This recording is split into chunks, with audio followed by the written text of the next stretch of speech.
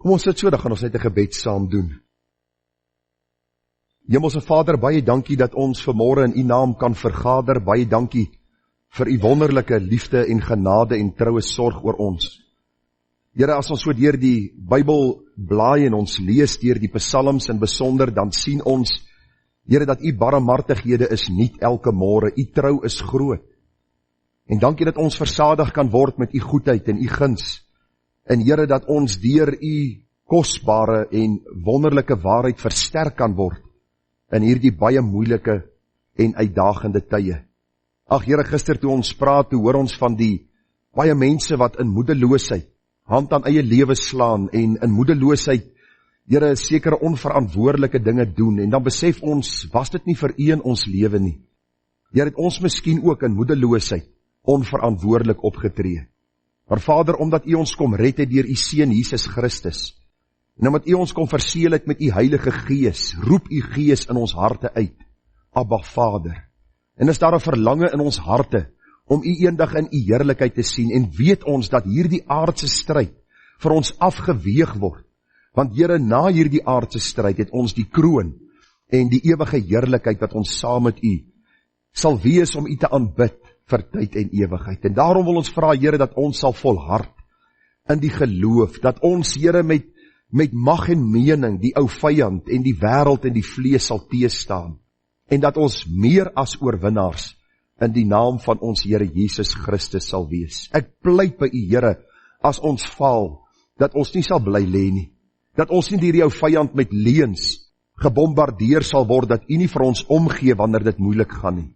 Ag, ons wil pleit, Here, dat wanneer siekte ons deel is, dat ons nie sal dink dat U ons verlaat het nie, maar dat ons sal weet dat U Vaderhand vir ons afweeg, dit wat ons nodig het, om ons te heilig, om ons voor te berei vir die ewige heerlikheid. En ag, dierbare Here, ons dink so aan die woorde van Moses in Psalm 90, waar hy sê, ons lewensjare is 70 en as ons sterk is 80, en die uitnemendste daarvan is moeite en verdriet. Gou gaan dit verby.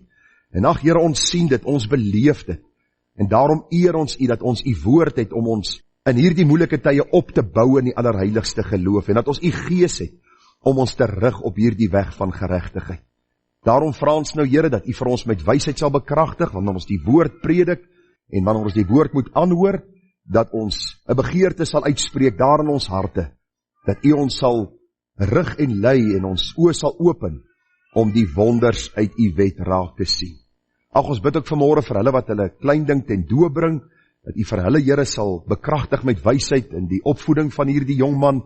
En ag Here, ons bid ook so vir die oupa en die ouma en die familie en die vriende, dat U dierbare Here verheerlik sal word, en dat Lukas, Here, miskien eendag in die diens van U sal staan, en soos 'n Samuel van ouds, Here, in hierdie donker wêreld 'n getuie vir U sal wees.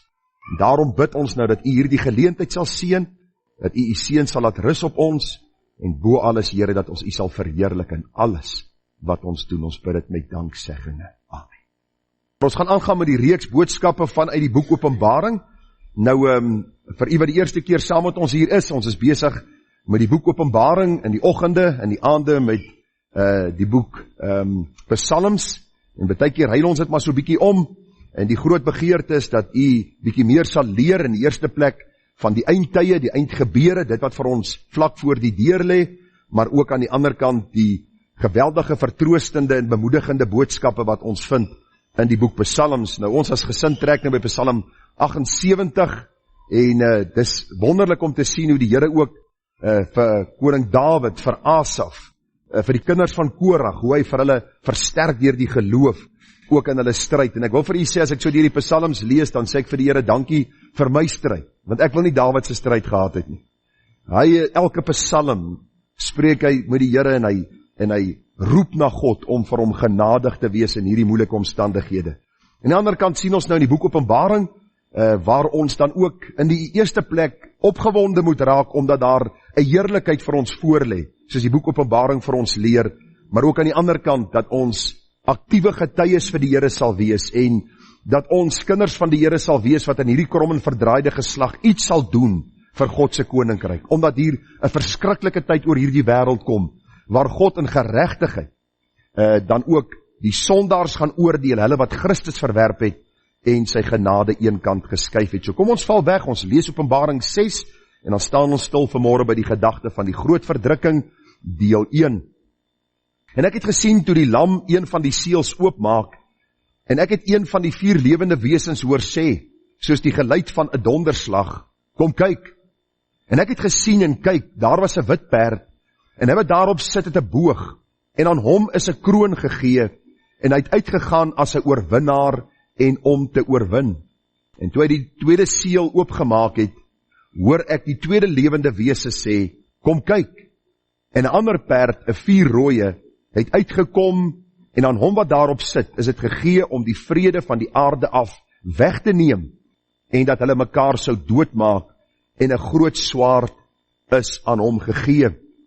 En toe hy die derde seël oopgemaak het, hoor die derde lewende wese sê, kom kyk. En ek het gesien en kyk, daar was 'n swart perd, en hy wat daarop sit, het 'n skaal in sy hand. En ek het 'n stem tussen die 4 lewende wesens hoor sê, 'n rantsoenkoring vir 'n penning en 3 rantsoene gars vir 'n penning, en moenie die olie in die wyn beskadig nie. En toe hy die 4de seël oopgemaak het, hoor ek die stem van die 4de lewende wese sê, kom kyk. En ek het gesien en kyk, daar was 'n vaalperd, en hy wat daarop sit, sy naam is die dood, en die doderyk het hom gevolg.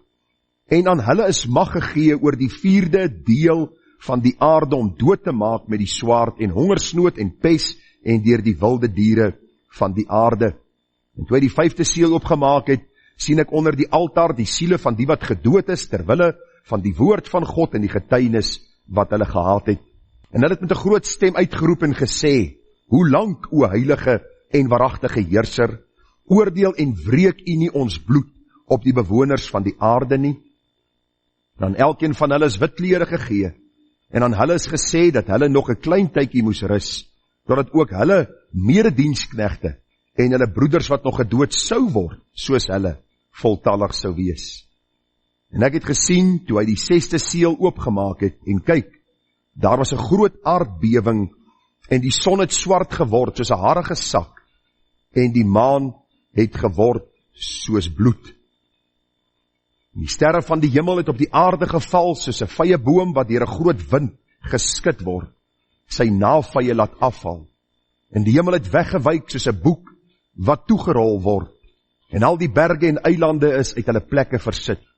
En die konings van die aarde, en die grootes, en die rykes, en die owerstes, oor 1000, en die magtiges, en al die slawe, en al die vrymense, het hulle weggesteek in die spilonke, en in die rotse van die berge, en vir die berge en die rotse gesê, val op ons, en verberg ons, vir die aangesig van hom, wat op die troon sit, en vir die toren van die lam. Want die groot dag van sy toren het gekom, en wie kan bestaan? Besondere gedeelte in God se woord, en eintlik angswekkende gedeelte as jy dit lees, om te sien dat die toren van die lam oor hierdie wêreld gaan kom. En ons gaan vanmôre so 'n bietjie verder kyk in die boek Openbaring, waarmee ons nou al so 'n paar maande besig is. Ek is nou nie seker waar ons nou trek nie, maar ons is hier seker al by die 23ste of 24ste boodskap. Maar die gebed van my hart is dat u sal verstaan die ernstige tye waarin ons leef, en dan ook die toren van God wat uitgestort gaan word oor hierdie wêreld, wat hulle verhard teenoor sy grootheid, goedheid en genade. Jy weet, ek het daaraan gedink die afgelope tyd, ons het nou 'n tydperk van COVID-19 deurgemaak, waar baie mense gesterf het. En dit lyk vir my of mense harder geword het. Dit lyk of mense meer in opstand teenoor God geword het, waar mense nie belangstel aan die waarheid van God se woord nie. Dis eintlik aangrypend om te dink hoe hard 'n mens se hart kan wees. En wil ons vanmôre 'n bietjie die uitnodiging rig aan u, dat u uself sal gereed maak om God te ontmoet, voor daar die groot dag aanbreek van God se toren. Ons gaan as teks en oordenking voorhou vers 1 en 2, en ek het gesien toe die lam een van die seels oopmaak, en ek het een van die 4 lewende wesens hoor sê, soos die geluid van 'n donderslag, kom kyk. En ek het gesien en kyk, daar was 'n wit perd, en wat daarop sit het 'n boog, En aan hom is 'n kroon gegee, en hy het uitgegaan as 'n oorwinnaar en om te oorwin. Die tema dan van vanmôre is die groot verdrukking, deel 1. Nou vriende, ons is tans besig met die reeks boodskappe vanuit die boek Openbaring, en ons het vir u gesê in hierdie studie van die boek Openbaring, dat hierdie nie 'n historiese geskrif is, soos baie mense beweer nie. Ek het vir u nou deur die hele proses gevat, vir u gewys die boeke wat geskryf was in die verlede, boeke wat geskryf was deur leraars wat by die teologiese fakulteit in Stellenbosch was, mense wat vir ons baie duidelik geleer het, dat die boek Openbaring nie historiese geskrif is nie, maar juist 'n profetiese geskrif, met uitsondering van dit wat ons hier sien op die kaart, soos aangedui, die boek Openbaring, die boekrol, daar begin, hier eindig dit, dan sien ons die 7 gemeentes wat ons hanteer het. U sal onthou na Jesus se kruisiging en sy hemelvaart, en sy Heilige Gees uitgestort, en die kerk van die Here Jesus is dan ook op Pinksterdag 3000 mense siele toegebring, en die kosbare uitstorting van die Heilige Gees en die kerkdispensasie dan begin. Ons praat van die genade dispensasie. Vir u gesê, vriende, dat hierdie gemeentes werklik bestaan het. Daar was 'n gemeente soos Efese en al die ander gemeentes, en ons leef tans in die Laodicea tydperk. Die tydperk waar mense alles om hulle self laat draai. Ons praat van die tyd van menseregte. Die tyd waar mense nie meer voorgeskryf wil word nie deur God nie deur 'n regering nie deur wetgewing nie. Elkeen wil maak net soos hy wil. En luister vriende, ons het nie nodig om ons te onderwerp aan wetgewing wat teen God se woord is nie. As hulle vandag vir ons sê, ons moet voorvader aanbidding begin beoefen, wat moet ons doen as kinders van God? Ons moet sê nee, want dit is teen God se woord. Maar ons leef in 'n tyd waar normale wetgewing eenvoudig net verontagsaam word. As u maar net hierdie week op die paaie gery het, dan ek vir u sê, is genade dat ons vanmôre hier sit, en dat niemand van ons 'n slagoffer was van een of ander ongeluk wat plaasgevind het. Die mense leef in amper in 'n droomwêreld waar mense dink dat hulle is die middelpunt van die samelewing, en dit was baie duidelik uitgebeeld toe ons gepraat het oor die gemeente Laodicea. Vir u gesê, vriende, dat die boek Openbaring voorspel kronologies wat in die toekoms lê, dinge wat nog moet gebeur, wat vir die wêreld en sy mense vlak voor die deur lê. In die boek Openbaring word daar net soos in die Ou Testament wonderlik gebruik gemaak van simboliek. Ons gaan bietjie meer daaroor praat, soos die weke vorder. Hierdie simboliek word gebruik om bepaalde waarhede tuis te bring en dan te illustreer. Hierdie boek vertel van die begin van die kerkdispensasie, soos reeds vir u aangedui hierso, en dit sal ook gevolg word, vriende, dan deur die wegname van die kerk van die Here Jesus, soos u dan sien hier op die blou gedeelte wat op die kaart aangebring is. In die weke wat verby is, ons vir u gesê, Johannes was 'n disipel van die Here Jesus. Hy het saam met die Here Jesus gewandel op aarde. Hy was na die eiland Patmos verban, omdat hy opgestaan het vir sy geloof. Hy was iemand wat die Here liefgehad het, en ons praat van Johannes die apostel van liefde. Hy het die boek geskryf, Johannes, en dan die 3 evangelies, wat hy geskryf het, 1, 2, 3 Johannes, en dan ook het hy die boek Openbaring geskrywe. Nou ek het hieronder geskryf, wat u baie duidelik kan sien, dat Johannes het hierdie openbaring gekry op die eiland Patmos, maar u moet onthou in die boodskap wat ons vir u gesê, daar is nie meer nuwe openbaringe nie. Mense wat vandag opstaan en sê, ek is 'n profeet, ek is een of ander apostel van die Here, en die Here het vir my iets nuuts geopenbaar, u hoef nie te glo nie, die bestes vlug van hulle weg, want God se woord is nou geslote, die kanon is gesluit, die 66 boeke is vir ons opgeteken, en die Bybel sê baie duidelik in Openbaring 22, as ons iets by hierdie woord voeg, sal God die oordeele wat in hierdie boek opgeteken is, dan ook by ons voeg. Daarom is 'n prediker se taak nie om iets nuuts vir u te leer nie, maar om dit wat in die woord opgeteken is, verstaanbaar aan u oor te dra, sodat u dan gereed kan maak om die Here te ontmoet. Vir u gesê, die boek Openbaring is een van die boeke wat die minste in kerke gelees word en verseker die minste uitgepreek word. Waarom? Omdat mense nie wil studeer in die boek om te sien wat God vir ons wil leer nie. Kan ons alles in die boek Openbaring verklaar? Ek het vir u gesê nee. Dit is onmoontlik om alles te verklaar, al die simboliek te verstaan, maar daar is kosbare waarhede in Openbaring opgeteken, sodat ons gereed kan maak om die Here dan te ontmoet. Ek het vir u gesê, Openbaring gaan in besonder oor Jesus. In hoofstuk 1 sien ons hoe Johannes die Here Jesus Christus op die eiland Patmos sien. En ek het vir u gesê dat Jesus is die senterpunt, hy is die middelpunt van die boek Openbaring en eintlik van die Bybel. Genesis 3 lees ons van die moederbelofte, waar die Here 'n belofte maak dat hy 'n Messias sal stuur. Ons lees in die evangelies van die Messias wat gekom het, en ons lees in die boek Openbaring, waar hy sal kom om 'n finale oordeel oor hierdie wêreld dan uit te stort. Met u gepraat oor die 7 gemeentes, vir u gesê dat hierdie 7 gemeentes ook dui op 7 kerkdispensasies, en as ons nou die kronologie gaan bekyk, sien ons hoe daar in verskillende tye verskillende dinge gebeur het, wat ook heen wys na hierdie 7 gemeentes. Direk na hierdie gebeure het ons met u gepraat oor hierdie gedagte Openbaring 4 vers 1.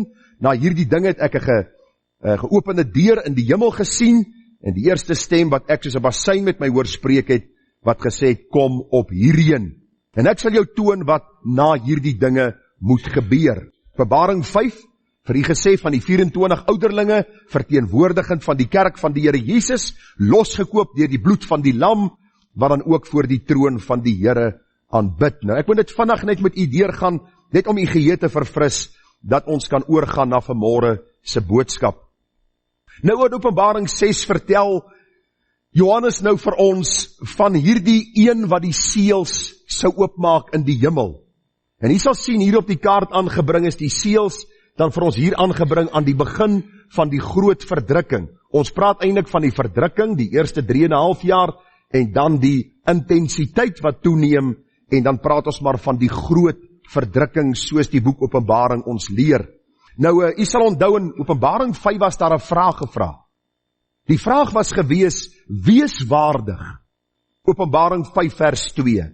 Wees waardig om die boek oop te maak en sy seels te breek. U sal onthou dat Johannes hierdie boek gesien het en hy het gevra, wie kan hierdie seels oopmaak? Wie kan vir ons sê, wat is die inhoud van hierdie boek? En die Bybel leer vir ons baie duidelik, toe sê een van die ouderlinge vir my, vers 5, moenie ween nie, kyk die leeu wat uit die stam van Juda is. Die wortel van Dawid het oorwin om die boek oop te maak en sy 7 seels te breek. En dis waar ons vanmôre nou trek, by hierdie gedagte dat die Here Jesus Christus nou die seels breek en die begin van die groot verdrukking vind plaas op aarde, terwyl die bruilofsmaal van die lam dan ook in die hemele is. Nou as ons kyk, vriende, na hierdie breek van die seels, dan sien ons baie duidelik dat hierdie gedagte vir ons wys daarop dat Jesus as lam wat geslag is, ook sal kom as leeu van Juda om te oordeel. Openbaring 6 vers 1 sê, en ek het gesien toe die lam een van die seels oopmaak, en ek het een van die 4 lewende wesens hoor sê, soos die geluid van 'n donderslag, kom kyk. Nou, hoe klink 'n donderslag? Jy wat in Benoni bly sal weet.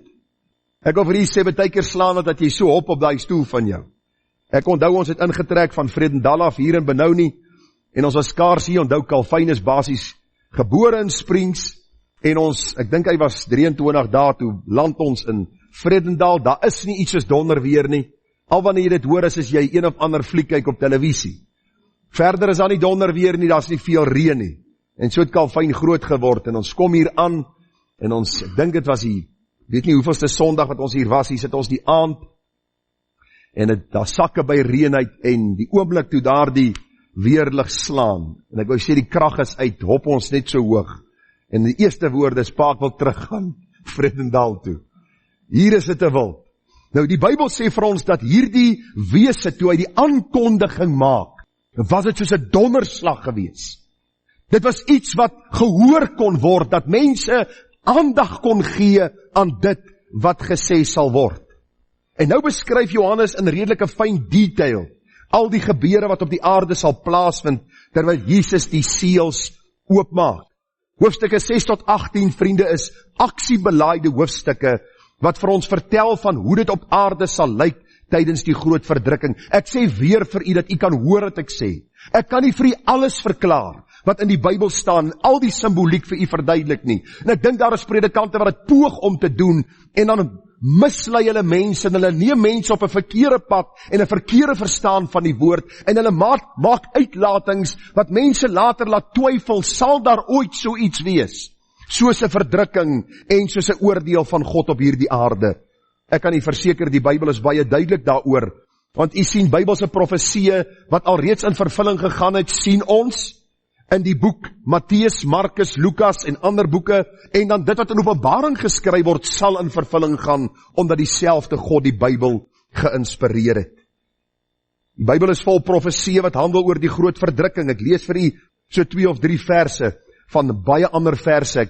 Jesaja 34 vers 2 sê, want die toorn van die Here is oor al die nasies. Die toorn van die Here is oor al die nasies en grimmigheid oor al hulle leerskare. Hy het hulle met die banvloek getref, hy het hulle oorgegee om geslag te word, want die Here hou 'n dag van wraak, 'n jaar van vergelding in die regsaak van Sion. Nou die deursnee kerkganger vandag en die deursnee persoon wat hier vanmôre sit, het in die gedagte dat God 'n God van liefde is. En is God 'n God van liefde? Verseker. Want so lief het God die wêreld gehad, dat hy sy enige gebore seun gegee het, maar dis waarby die meeste vashak. Want hulle reken liefde sien sonde oor. Liefde beteken ek kan maak wat ek wil, ek kan doen wat ek wil, en sy liefde bedek alles. Dis nie so nie. U sien, wanneer ons die Bybel bestudeer, is dieselfde God van liefde ook 'n God van wraak, 'n God van toorn, wat die sondaar en die sonde gaan oordeel. Hy gaan dit regverdiglik oordeel, omdat hy dan ook sy seun gestuur het. En die Bybel sê mense die duisternis liewer gehaat as die lig, want hulle werke was boos. En vriende, as u vanmôre dink dat ons almal gaan maar net hemel toe as ons sterwe, dan het u 'n verkeerde gedagte. Die Bybel sê as jy sterwe sonder Jesus Christus, sal jy God se ewige toorn en sy oordeel in jou lewe deelagtig word. Jeremia 30 vers 6 sê, vra tog en kyk of 'n manspersoon baar. Vandag probeer hulle, maar hulle gaan dit nie reg kry nie. Kom ons los daai deel vir 'n ander boodskap. Waarom sien ek elke man met sy hande op sy heupe soos een wat baar, en is alle aangesigte in bleekheid verander? Wee, want die dag is groot sonder weergaal, en dit is 'n tyd van benoudheid vir Jakob, maar hy sal daaruit verlos word. Baie duidelik die gedagte, 'n tyd van benoudheid. Wie sal verlos word uit die tyd van benoudheid? Die wat aan die Here behoort. Die wat nie aan die Here behoort nie, sal wees soos hierdie manne wat bleek staan, wat verskrik staan, en wat vir hulle self die vraag afvra, wat gaan nou gebeur? Daniël 12 vers 1 sê, en in die tyd sal Michael, die groot vors, wat oor die kinders van jou volk staan, optree, en dit sal 'n tyd van benoudheid wees, soos daar nie gewees het, vandat 'n volk bestaan het, tot op die tyd nie. Maar in die tyd sal jou volk gered word, elkeen wat in die boek opgeskrywe staan. Sefanja 1 vers 14 tot 18. Naby is die groot dag van die Here, naby en baie haastig. Hoor, die dag van die Here, bitterlik skree die helde daar. Die dag is 'n dag van grimmigheid, 'n dag van benoudheid en angs, 'n dag van woestheid en verwoesting, 'n dag van duisternis en donkerheid, 'n dag van wolke en wolkennag, 'n dag van basuin geklank en krygsgeskree teen die versterkte stede en teen die hoë hoekvestings. En ek sal die mense in benoudheid bring, en hulle sal rondloop soos blindes, omdat hulle teen die Here gesondig het, en hulle bloed sal vergiet word soos stof, en hulle ingewande soos drek. Hulle silwer of hulle goud sal nie in staat wees om hulle op die dag van die grimmigheid van die Here te red nie, maar deur die vuur van sy ywer sal die hele aarde verteer word, want hy bring vernietiging, ja, 'n verskriklike, oor die inwoners van die aarde. Vriende, ons leef in 'n tyd waar mense dink hulle kan met geld alles regmaak. As die verkeerskonstabel jou aftrek, dan druk jy R200 so deur die venster. Alles is uitgesorteer. In ons regering vergryp hulle self aan dit wat nie aan hulle behoort nie. Ons sien hoe ryk mense ander mense omkoop. Ons hoor deesdae van syndikaate in ons land, omdat hulle geld en hulle mag het, kan niemand niks aan hulle doen nie. Miskien is jy vanmôre hier, en in 'n kleiner mate is jy besig om mag uit te oefen oor mense, omdat jy iets besit. Luister, daar sal 'n dag aanbreek, as jy Jesus Christus nie ken nie, dat jy hom nie sal kan omkoop met jou geld, jou rykdom en jou besittings nie. Hy maak sy strate van goud.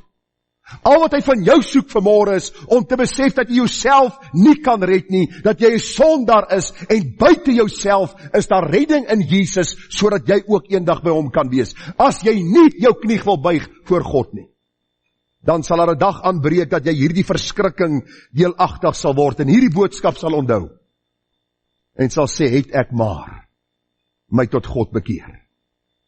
Hierdie boodskap is vanmôre om jou benoud te maak, as jy die Here nie ken nie.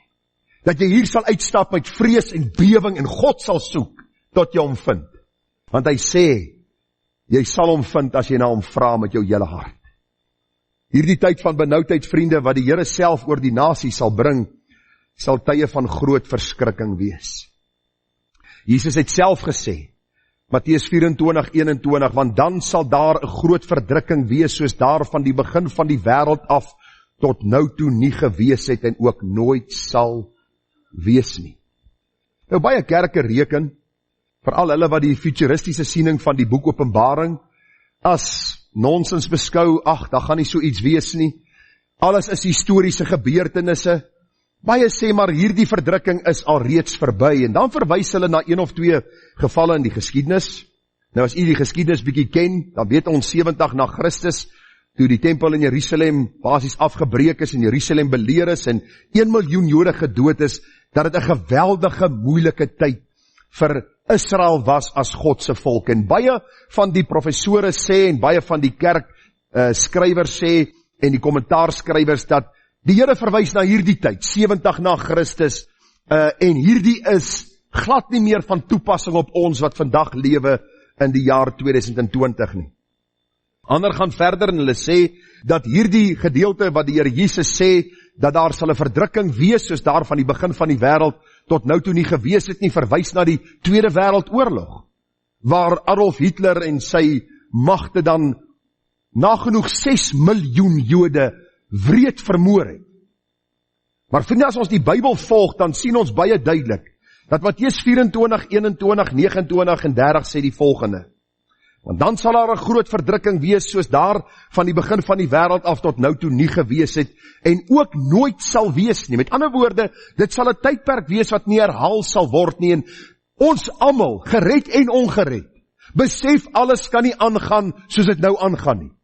Ons besef daar moet 'n einde kom aan hierdie wêreld. Gered en ongered praat oor presies dieselfde. Die ongeredde sê, kom ons eet, kom ons drink, môre sterf ons, dan het ons ten minste geniet wat hierdie wêreld vir ons kan gee. Kinders van God sê nee, kom ons maak gereed, want soos in die dae van Noag, so sal dit wees vandag. Mense sal eet, drink en 'n huwelik uitgee, en dan sal die deur gesluit word, en God sal kom en hy sal oordeel.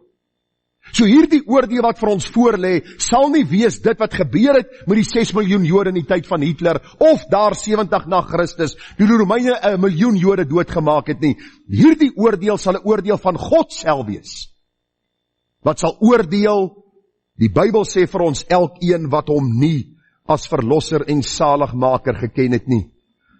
Vers 29 sê, en dadelik na die groot verdrukking, of na die verdrukking van daardie dae, sal die son verduister word, en die maan sal sy glans nie gee nie, en die sterre sal van die hemel val, en die kragte van die hemele sal geskit word. Ek wil vir u sê, as 'n ster van die hemel afval, dan hoop ek nie, hy val op benou nie, want die gaan niks oorbly.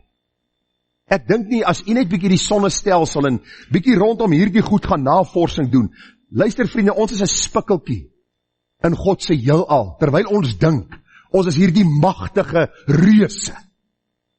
Ons wat die kroon van sy skepping is, wat veronderstel is om ons knie voor hom te buig, is deesdae rebelle teenoor hierdie God. En ons daag hom uit. Daarom vanmôre die boodskap, pas op dat jy nie eendag met hierdie God te doen kry, en jy voor hom gaan staan en hy vir jou gaan oordeel nie. Daarom is ons nou in die genade dispensasie, die welaangename tyd, nie om jou en jou sonde te akkommodeer nie. Ek is nie vanmôre hier om namens die regering te praat, om te sê, alles wat nou deur die regering goedgekeur word, keer die kerk goed om mense te akkommodeer nie. Ek is hier om vir jou te sê, breek met jou sonde, bekeer jou tot God. Maar as 'n oordeel wat sal kom. So seker soos ek staan vanmôre hier voor u. Vers 30. En dan sal die teken van die Seun van die mens in die hemel verskyn. En dan sal al die stamme van die aarde rou bedryf en die Seun van die mens sien kom op die wolke van die hemel met groot krag en heerlikheid. Hy het die eerste keer gekom, vriende, aangedui op die kaart hier, waar ons die kruisiging vir u uitbeeld. Hy het die eerste keer gekom as 'n lam, wat na 'n slagplek gelei was. Sy skepsel het hom gespieg en geslaan, en sy baard uitgeruk, om aan 'n kruishout vasgeslaan. Daar het hy uitgeroep, dit is volbring.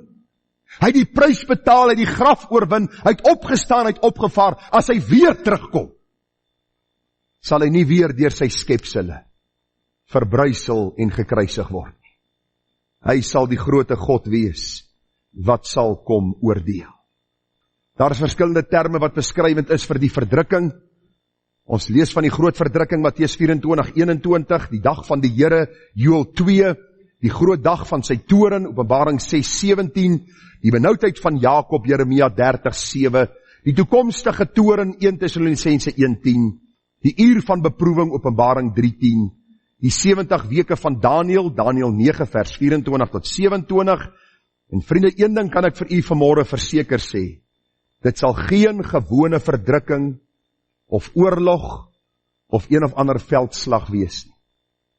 Die dag as God gaan oordeel, wil ek vir u sê, moet u of seker maak dat u gereed is, of u moet hierdie God, wat gaan oordeel, tegemoet gaan. En die Bybel het vir ons vanmôre geleer, dat konings en hooggeplaastes sal uitroep, berge, val op ons, en heuwels bedek ons voor die aangesig van hierdie God, met wie ons te doen het. Nou Johannes begin nou beskryf wat hy gesien het, terwyl die lam die seels oopmaak, en dis die begin van die groot verdrukking, soos aangedui daar op die kaart. Lees net weer vir u hoofstuk 6 vers 1, en ek het gesien toe die lam een van die seels oopmaak, en ek het een van die 4 lewende wesens hoor sê, soos 'n geluid van 'n donderslag, kom kyk, en ek het gesien, daar is 'n wit perd, 'n 4 rooie, 'n swart perd, en 'n valperd, en ons gaan nie vanmôre alles hanteer nie, voor u daar in moedeloosheid wegsink in u bank, en by jouself dink, ons kom eers 1 uur vandag hier uit, skep moed, ek gaan net die eerste 2 hanteer, en die bietjie oortyd wat ek gaan werk, ek gaan vir die kerkraad niks vra, vir die oortyd nie, so ontspan, wees rustig, ons gaan die eerste 2 perde hanteer. Die eerste perd is eintlik vir ons iets wat so half op die wêreldfront besig is om na vore te kom, en dan sal jy sien by die tweede perd, hoe dit dinge gaan verander, en hoe dit alles gaan regskuif vir die koms van die Messias. Nou, ons gaan kortlik kyk na die eerste 2 seels. Die Bybel sê in hoofstuk 6 vers 2 van Openbaring, en ek gesien en kyk, daar is 'n wit perd, en hy wat daarop sit, het 'n boog. Baie belangrik, hy het 'n boog. Daar's nie 'n pyl by nie. Die Bybel, die oorspronklike taal sê, hy het 'n boog in sy hand. En aan hom is 'n kroon gegee. Aan hom is dit gegee. Dis nie iets wat hy verwerf het nie. Dis nie dat hy deur 'n koninklike bloedlyn gekom het en hierdie kroon gekry het nie. Dis aan hom gegee, moet saam volg. Want u sien, mense dink dat alles gebeur soos die mens bepaal en beskik. As die mens nie kan, God nie. Luister, selfs die groot verdrukking is haarfyn deur God bepaal. En hy gaan alles haarfyn reël en alles haarfyn beplan om hierdie groot verdrukking presies in werking te stel, en die einde daarvan is reeds aangekondig. Slaan nogal 'n mens vir 'n 6 vir hierdie mense wat sê, as ons nie kan, God nie. As jy so God aanbid, bely hom as 'n afgod. Dan dien jy 'n afgod. Die God van hemel en aarde is die God wat alles beskik en alles bepaal volgens die raad van sy wil. En as geen man wat sy hand kan afslaan en vir God sê, wat maak jy nie? Nie een van ons kan God aankla van onregverdigheid nie. Ek wil vir u sê, ek dink die kerk sit met 'n vreemde God, en dan praat ek van die kerk in die breë. Sit met 'n vreemde God waar hy ons diensknegt geword het, en ons die meester en die Heer. Kom ons kyk gou na die wit perd. Wat simboliseer hierdie perd en sy ruiter? Nou vriende, deur baie navorsing wat oor jare gedoen is en teoloë wat baie gedink en gedebatteer het daaroor, kom die meeste by die gedagte uit as ons die hele kronologiese program van die groot verdrukking sien, dat hierdie wit perd simboliseer eenvoudig vir ons maar vrede. Nou, u ken mos die Verenigde Nasies, wat probeer hulle nou die afgelope 75 of 80 jaar doen? Vrede bewerk. En ek wil vir u sê, van dat hulle op die been gebring is, was daar nog nie een dag van vrede nie. Glo dit of nie, gaan doen self die navorsing. Hulle kry goeie geld, hulle het 'n groot weermag. Vrede bewerk. Lyk my as jy deur diktatorskap vrede probeer werk, gaan dit valse vrede wees. Maar hoe dit ook al mag sê, ons gaan nie nou daaroor redeneer nie. Maar luister, vandat die Verenigde Nasies op die been gebring is, was daar nog nie 'n dag van vrede in hierdie wêreld nie. In antieke tye en selfs tydens oorloë nie te lank gelede nie, is die wit vlag gehys as teken dat daar om vrede gevra word. As u gaan kyk na die lande wat saamkom en beraadslag oor vrede, hulle teken die een na die ander vredesverdrag en hulle pleit by mekaar asseblief, kom ons maak nie dood nie, kom ons roof en steel en doen nie al hierdie goed nie, kom ons probeer 'n wêreldvrede daarstel. Dan kry ons vir Putin wat kwaad raak vir die ander een en dan begin ons van voor af. Om bome af te kap en papier te maak en ek dink Sappi is al moeg van al die papier waarop die vredesverdrag geteken is. En die leenaars wat dit teken, kom dit nie na nie, maar die Bybel sê daar gaan 'n dag aanbreek, hoor dat ek u sê, dat daar 'n man op 'n wit perd gaan kom. En kom ek verduidelik u wie hierdie man op die wit perd is, wat vrede in aanhalingstekens gaan bring. U sien, almal in die wêreld soek na vrede. Almal begeer daar die rustige en veilige omstandighede. Nou ek is nogal lief om so af en toe te kyk na die mense se WhatsApp. Is dit nou die profile? Ek weet nie wat die Afrikaans van dit is nie, maar u almal verstaan daai Engelse taal, né? Die meeste het een of ander tyd 'n ou klein eilandjie op hulle profile pic. En dan staan daar, ek wens ek was nou hier. Almal wil na 'n eiland toe gaan waar hulle niemand hoor nie, waar hulle niemand sien nie, hulle soek nie taksies wat heeltyd voor hulle inry en hoeters wat geblaas word en mense wat in 'n inkopiesentrum maal en druk nie. Mense wil graag hierdie veiligheid, hierdie vrede, hierdie lewe hê van rus, waar alles eintlik maar redelik goed met my gaan. En ek wil vir u sê, die wêreldleiers poog al vir baie honderde jare om so tipe idilliese lewe vir ons te gee. Nou hierdie ruiter, vriende, op die wit perd verteenwoordig die anti-Kris. Baie belangrik dat u die woord sal raak sien. Anti-Kris, teen Christus. Dit wat anti-Kris beteken. Hierdie wit perd verteenwoordig die anti-Kris, die een wat teen Christus is. Nou hy sal as vredevors kom, vriende, om wêreldvrede te bewerkstellig. En u sit nou daar in u bank en u dink, het hierdie ou sy kop gestamp gisteraand? Dat hy vir ons hierdie goeie, hoe sal ons nou glo wat hy vir ons vanmôre wil sê hieroor? U moet saam volg. U sien die hy hierso is in klein lettertjies. Dit praat nie van die hy hoofletters in Openbaring 6 wat verwys na Jesus nie. Hier word van die klein letter hy gepraat, naamlik die anti-Kris, en hoor nou, en die kroon is aan hom gegee om te oorwin. En vriende, ek wil vanmôre vir u sê, en u moet dit saam met my volg. Daar gaan 'n dag aanbreek, dat die Here Jesus, wat as vredevors gekom het, om aan die kruis te sterwe vir die sonde van mense, wat nou deur mense verwerp word, vir hulle 'n valse vredevors sal stuur. En hulle sal hom klakkeloos navolg, en later sien wie hy werklik is. Wie van u het die reeks boeke gelees en films gekyk van die Left Behind, van Tim LaHaye en Jerry B. Jenkins? Wie van u? Hoekom het die meeste van ons het gekyk? Want ons is geïnteresseerd oor wat gaan gebeur. Ons wil graag weet wat gaan môre en wat gaan oormôre gebeur. Hulle sê hierdie was topverkoper boeke.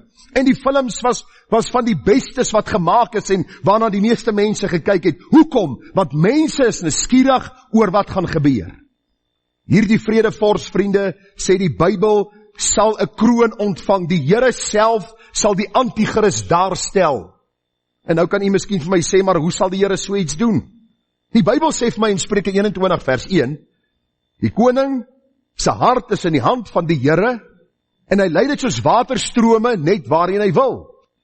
Spreuke 8 vers 15 sê, dat die koning regeer deur God se instaatstelling. So God gaan hierdie anti-kris daarstel, om die wêreld wat hy gaan oordeel, dan ook te oordeel volgens sy finale en volmaakte plan. Ek wil vir u sê, vriende, daar is verskillende benamings vir die anti-kris in die Bybel. Hy is die vors wat sal kom, Daniël 9:26. Daniël 9:27 praat van die gruwel van verwoesting. Die eiewillige koning, Daniël 11:26. Die mens van sonde, 2 Tessalonisense 2 vers 3. Die seun van die verderf, 2 Tessalonisense 2 vers 3. Die ongeregtige, 2 Tessalonisense 2 vers 8. Die een wie hom volgens die werking, wat sal kom volgens die werking van Satan, 2 Tessalonisense 2 vers 9. Hy is die anti-kris, 1 Johannes 2 vers 18. Die dier wat uit die see opkom, Openbaring 13 vers 1. Hy het 'n boog gehad, sê die Bybel vir ons, en aan hom is dit gegee om te oorwin. Vriende, die anti-kris sal in die tyd van die groot verdrukking, hier heel aan die begin, wanneer die eerste seël gebreek word, deur God die mag gegee word om nasies te beheer. Om as die superman, as ons dit nou so wil stel, vrede te bewerk. Soveel sodat hy selfs die Jode vir die eerste 3,5 jaar van die verdrukking sal mislei. Alhoewel hy deur Satan gebruik word, laat God dit nog steeds toe. Onthou, God is nooit die initieerder van sonde nie. Hy is nie die een wat sonde uitgedink en die sonde daar gestel het nie. God laat toe.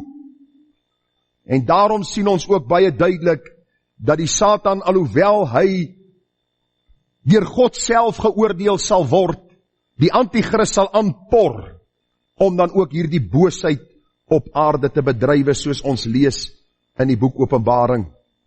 Nou vriende, baie beweer, die anti-kris is die paus. Nou hulle beweer dit nou al vir 'n baie lang tyd, en hulle gaan dood soos vlee. Dan lewe hy, en dan hoor jy, hy's weg. En dan kom die volgende nou so, ons kan nie sê die anti-kris is die paus nie. Anders sê dis die Rooms-Katolieke Kerk. Ek wil nie my uitlating maak daaroor nie. Ander sê weer, dis een of ander nasie, of een of ander volk, wat ek vir u kan sê. Die bietjie wat die woord vir ons oor die anti-kris leer is, dit sal 'n man wees, wat deur Satan gebruik word om die nasies onder sy beheer te bring. Hy gaan 'n diplomaat wees, 'n dinamiese man, 'n allermans vriend. En ek wil vir u sê, dis waarna die wêreld leiers soek. Daarom sê 1 Johannes 2:18, kinders, dis die laaste uur, en soos julle gehoor het, dat die anti-kris kom, bestaan daar ook nou baie anti-kriste, waaruit ons weet, dat dit die laaste uur is. Vriende, soos ons tans wag op die koms van Jesus, as kinders van God, so verwag almal op die wêreldfront hierdie superleier, 'n man wat hierdie wêreld klaarblyklik van anargie sal red. Professor Malan skryf, hy sê die anti-kris se toetrede tot die wêreldtoneel as die ruiter op die wit perd sal in die teken van versoening, eenheid en 'n godsdienstige wêreldbroederskap staan. Hy sal die finale samebindende faktor in die ekumeniese beweging en in die wêreldparlement vir godsdienste wees. U weet seker van die wêreldraad van kerke. U weet hoe kom hierdie groepe bymekaar van alle kerke, en hierdie ene bid en sy tot sy God, en dan luister die ander, en dan bid die ander een weer tot sy God. Elkeen kry 'n beurt om te bid tot sy God. En die laaste berig wat vrygestel is, toe sê die beriggewer, dit was maar redelik chaos, maar hulle werk nog na hierdie gedagte van vrede. Jy al gedink as 'n moslim begin huil daai kant, en 'n boeddhis begin sy goed uitvoer, en daar is 'n ou van die voorwatergees, en hulle spring soos klomp bokke op en af met hulle spies en hulle assegaaie. Wat aan die gang is? En dan wil die Christene bid vir hierdie beeld wat hulle gemaak het van hulle God. Want baie Christelike kerke is nie deel van die wêreldraad van kerke. Wat ek vir u probeer sê is, die anti-kris gaan kom, en hy gaan hierdie groepe saambind, soos God ook vir hom die mag gee. Alhoewel hy die vyand van God is, sal God hom gebruik. Soos Martin Luther het gesê het, even the devil is God's devil. En God gebruik alles tot sy eer en tot verheerliking van sy naam. Nou as ons maar kyk hoe maklik mense vandag mislei word, en die leuen so dikwels as die waarheid glo, dan weet ons die tyd is naby vir Jesus om sy kinders te kom haal, en vir die antichrist om geopenbaar te word. Ek weet nie of u dit raak sien nie, maar mense eet alles op vir soetkoek deesdae. Jy kan vir 'n ou sê, luister man, ek wil vir jou sê die wolke is groen. En hy gaan so opkyk en gaan sê, ek het nog nooit daai skakering gesien nie. En môre vertel hy vir ander mense, luister, die wolke is groen, ek het dit nooit geweet nie. En as jy oë uitvee, gaan 1000 mense vir jou sê, die wolke is groen. En ek wil vir u sê, dis miskien 'n uiterste voorbeeld wat ek probeer gebruik, maar vandag kan jy nie meer sê, ons het vir Lukas gedoop nie, en hy's 'n seentjie nie. Want daar is nie meer vandag 'n seentjie nie, daar is nie meer 'n dogtertjie nie, en die aktiviste vir hierdie goed is geleerde mense, wat hierdie goed in ons skele wil afdruk, en as vandag mense wat kinders doop, en hulle sê nie meer ons doop, hierdie seun, wat God vir hierdie gesin gegee het nie. Want hy kan nou besluit, as hy op 5 kom, of 6 kom, wil ek 'n seentjie of 'n dogtertjie wees. Hy weet nie eens of hy pastousties wil hê, of hy Weet-Bix wil hê, en of hy oudspap wil hê nie. Die misleiding, vriende, Jesus waarsku self, en toe hy op die Olyfberg gaan sit het, kom die disippels alleen na hom en sê, vertel ons, wanneer sal hierdie dinge wees? En wat is die teken van u koms en van die volëinding van die wêreld? En Jesus antwoord en sê vir hulle, pas op dat niemand julle mislei nie. Baie sal onder my naam kom en sê, ek is die Christus, en hulle sal baie mense mislei. Vriende, ek wil my boodskappe nie vooruit hardloop nie, maar kom ek gaan net vir u 1 of 2 gedagtes gee, wat besig is om te gebeur. Die groot misleiding in die groot, charismatiese en Pinksterkerke, van valse genesings, van valse goud wat uit die lug uitval, valse openbaringe wat mense kry, stemme van God, is 'n voorbereiding vir die koms van die antichrist. Hoor wat ek u sê. Mense glo meer wat hierdie prediker voorsê, as wat die Bybel sê. En as jy vir hulle durf waag om te sê, maar God se woord sê iets anderste, dan sê hulle vir jou, luister man, my pastoor, my dominee, my profeet, wie ook al het gesê. Ek wil vir u sê, as jy kyk hoe mense gehipnotiseer word, ek praat nou die dag met 'n ander man, hy sê, as hulle opneem, hy vertel myself, hy's in die bepaalde kerk, hy sê, as ons opneem, en die atmosfeer is reg, haal manne horlosies af, en hulle gooi karsleutels in. En hulle maak 'n killing vir die dag, so sê hulle. Jy sien, ons word mislei. Hoor, as ons Christus volg, kos dit ons alles. Om gered te word kos ons niks, want Jesus het klaar die prys aan die kruis betaal. Ons word gered uit genade deur geloof. Maar van daarop sê die Bybel, moet ons aan onsself sterwe, ons moet ons kruis opneem, en ons moet die Here volg. Die nuwe godsdienst van vandag sê, Jesus het gesterwe dat jy gesond kan wees, dat jy ryk kan wees, dat jou huwelik goed kan wees, dat jy by die werkbevordering kan kry. Dis die Jesus van vandag. En ek wil vir u sê, dis juis waarom mense nie meer waarheid en leuen van mekaar kan onderskei nie. Daarom sê die Here, pas op vir die misleiding. Ek gaan nie vanmôre praat oor die honderde, duisende valse Christusse, wat oor die afgelope klompie jare na vore gekom het nie. Wat ou eendag opstaan en hy sê, ek is Jesus. Jy weet, hy het gister verkoue gehad. Hy was in die hospitaal op 'n suurstofborrel gewees. Maar nou sê Jesus. En as ewe skielik 10 wat agter hom aanstap, en dan 100, as jy ooit fees dat 10.000 wat agter hom aanstap, lees u die koerante? Koos het 20.000 volgelinge, want hy sê hy is Jesus. En dan op die einde van die dag kom hulle agter, hy is nou nie Jesus nie, maar hulle het niks meer geld oor nie, hulle het nie meer huise oor nie, alles is op sy naam, want hierdie Jesus was eintlik 'n charlatan. En dis hoe maklik mense mislei word. Daarom wil ek vir u sê, vriende, Dr. Hendrik Eldeman skryf, hy sê, we don't want any more committees, but one man, a superman, a man who is able to lift this world out of the economic morass in which we are slowly sinking into. Be this man God or devil, we will accept him. As iemand net kyk na die bedrog van COVID-19 die afgelope 2 jaar, die leuns, die valsheid wat na ons gebring was, en hoe mense net klakkeloos geglo het, alles wat die regering gesê het. Ek wil vir u sê, al hierdie goed is maar voorlopers van dit wat sal kom. Want hierdie wêreldleiers sal kom, aanvanklik as vredevors, maar dan kom die vuurrooi perd. En ek gaan vinnig deur hierdie vuurrooi perd gaan, want hy's vuurrooi, hy's vinnig. En hy het die tweede seël opgemaak, En toe ek hoor ek die tweede lewende wese sê, kom kyk, en 'n ander perd, 'n 4 rooie, het uitgekom en aan hom wat daarop sit, weer 'n keer, is dit gegee om die vrede van die aarde weg te neem, en dat hulle mekaar sou doodmaak, en 'n groot swaard is aan hom gegee. Nou, vriende, hierdie perd simboliseer eenvoudig bloed en dan swaard is oorlog. Dis nou nie dat 'n ou nog gryp na grashalmpies nie, maar as jy die hele gedeelte gaan lees, sien ons, die tweede seël begin vir ons wys hoe God se oordeel deur die hand van die anti-kris oor hierdie wêreld gaan kom. Nou 1 Tessalonisense 5:3 sê vir ons, want wanneer hulle sê vrede en veiligheid, dan oorval 'n skielike verderf hulle soos die barensnood 'n swanger vrou, en hulle sal sekerlik nie ontvlug nie. Nou ek onthou toe Regard gebore is. Kyk, Ef het 'n probleem met 12 uur in die aande gehad. 12 uur raak sy honger, dan klim ek in die kar, daar was 'n bimbous gewees. Hy was die enigste een wat tot 12 uur oop, of middernag uurlike oop was, dan koop ek vir haar hamburgers. Hy eet ek en sy 12 uur in die aand hamburgers. En toe Regard moes kom, of het was Gerard gewees, toe was dit 12 uur die aand. Toe sê sy vir my, luister, is nou hospitaal toe. En die Bybel sê, as 'n barensnood 'n swanger vrou oorval, is dit ewe skielik, jy moet optree. Jy moet optree dat dit gebeur wat moet gebeur, en dis dieselfde wat die Bybel sê, wanneer die anti-kris en die wêreldleiers vir ons sê, vrede en veiligheid, dis dan wanneer ons moet uitkyk, want God sê, geen vrede vir die goddelose nie. Daar's net vrede vir jou in Jesus Christus, ons Here. En hierdie vrede, vriende, is nie 'n vrede dat alles om jou goed sal gaan nie, maar dis soos daardie liedjie sê, vrede in die hart, waar Jesus Christus woon. Die eens vredevolle, liefdevolle ruiter op die wit perd sal verander van kleur en verhuil die boog vir die swaard en die vrede vir oorlog en bloedvergieting. U sien, daar is altyd iets diabolies agter die Satan se planne. Die woord leer ons in Johannes 8:44 dat die duiwel is 'n mensemoordenaar.